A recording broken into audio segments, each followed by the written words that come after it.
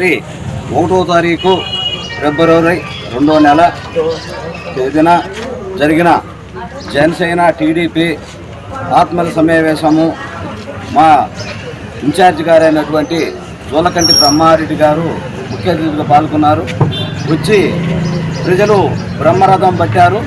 ఆ బ్రహ్మరథము ప్రజలను చూసి కొంతమంది వైసీపీ గూండాలు వారములేక మా తెలుగుదేశం కార్యకర్త అయినటువంటి పాదం రాంబాబు గారి బండిని రాత్రి తరగబెట్టారు.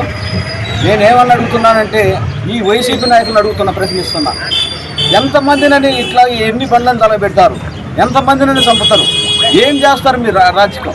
ప్రజలారా గమనించండి. ఈ అరాచకం కావాలన్నా మంచి పరిపాలన కావాలన్నా ఆలోచించండి. వీళ్ళు చేసే దుర్మార్గాలు, వీళ్ళు చేసే అక్రమాలు ఎంతమంది చంపుతున్నారు చూస్తున్నారా? ఎన్ని బండ్లు తలబెడుతున్నారు చూస్తున్నారా?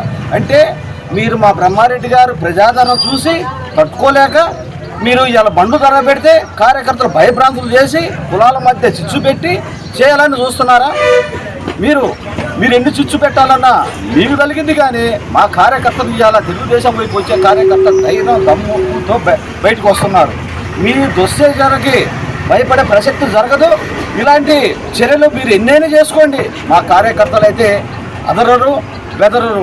ఈ కొత్తపల్లి గ్రామంలో ఎప్పుడు లేని విధంగా మా బ్రహ్మారెడ్డి గారిని చూసి ఈ విధంగా బ్రహ్మరథం పడితే మీరు తట్టుకోలేక ఓర్చుకోలేక మీరు ఈ విధంగా దుశ్చర్యలు చేస్తుంటే ఇవాళ మాచర్ల నియోజకవర్గంలో ఈ యొక్క పరిపాలన ఎట్లా ఉందంటే ఒక రాక్షస పరిపాలనలాగా ఉంటుంది.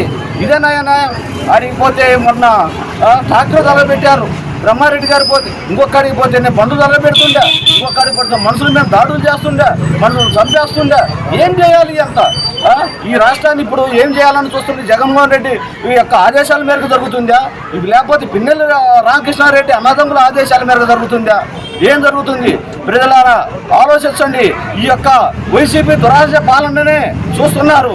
ప్రజలు ఆలోచించి ఎలక్షన్ ఎన్నాళ్ళలో లేదు, 2 నెలల్లో ఉంది. మీరు సరైన నిర్ణయం తీసుకోవాలి ప్రజలారా. ఎందుకంటే ఈ మాచర్ల నియోజకవర్గం బాగుపడాలన్నా, ప్రశాంతంగా బతకాలన్నా అన్ని విధాలుగా మనము టీడీపీ ప్రభుత్వం వచ్చి జూలకంటి బ్రహ్మారెడ్డి గారు ఎమ్మెల్యే అయితేనే ఈ నియోజకవర్గంలో ఒక ప్రశాంతమైన వాతావరణం ఏర్పడుతుంది. ఎవరైనా పార్టీకి జెండా పట్టుకోకూడదా? తెలుగుదేశం అని చెప్పకూడదా? ఏమైనా ఈ యొక్క ప్రజలకి స్వతంత్ర హక్కు లేదా? ఇంకా బానిసలుగా బతుకుతున్నామా? మనం బానిసల సంఖ్యలో తెగాలంటే మళ్ళీ తెలుగుదేశం ప్రభుత్వం రావాలి. మళ్ళీ జనసేన తెలుగుదేశం ప్రభుత్వం వస్తేనే ఈ యొక్క అరాచకము పాలన తగ్గుతుంది. మీరు ఎన్ని కుట్రాలు చేసినా, ఎన్ని విధాలు చేసినా ఈ కొత్తపల్లి ప్రజలు బ్రహ్మరథం పెట్టినందుకు వాళ్ళకు మరీ ధన్యవాదాలు తెలియజేసుకుంటున్నాం.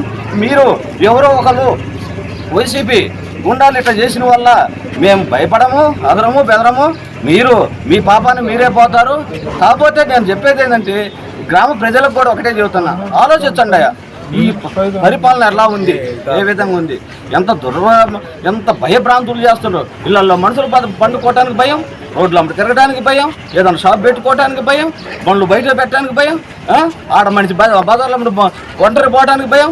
ఇదే మీ పరిపాలన. ఇట్లా చేస్తుంటే మీకు తగ్గిన రోజులలో గుణపాఠం తప్పుతాం చెప్తాం.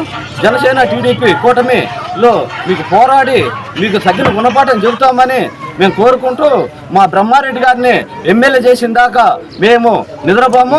చంద్రబాబు నాయుడిని సీఎం చేసిన దాకా మేము ఇదేగా పట్టుదలతో ముందుకెళ్తాం. మీరు ఎన్ని దురాచారాలు చేసినా, ఎన్ని విధంగా మీరు ఇబ్బంది పెట్టినా అదరము బెదరము.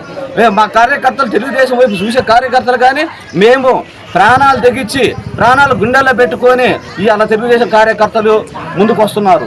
మీ భయభ్రాంతులకి అదిరేది లేదు, బెదిరేది లేదు. కాకపోతే ఆలోచించండి. మీరు చేసే దుర్మార్గాలకి మీ పిల్లలు కొట్టుకుంటాయి, మీ పాపాలు మీరు అనుభవిస్తారు. ముందు రోజులలో ఈ మా శాపనార్థాలు కాదు, వాస్తవాలు మేము చెబుతున్నా. ఈ పాపాలన్నీ మీకే రేపు ముందు రోజులలో తగిన గుణపాఠం అనుభవిస్తారని ఛాలెంజ్ చేస్తూ చెబుతున్నాను. ఖబర్దార్ జగన్మోహన్ రెడ్డి.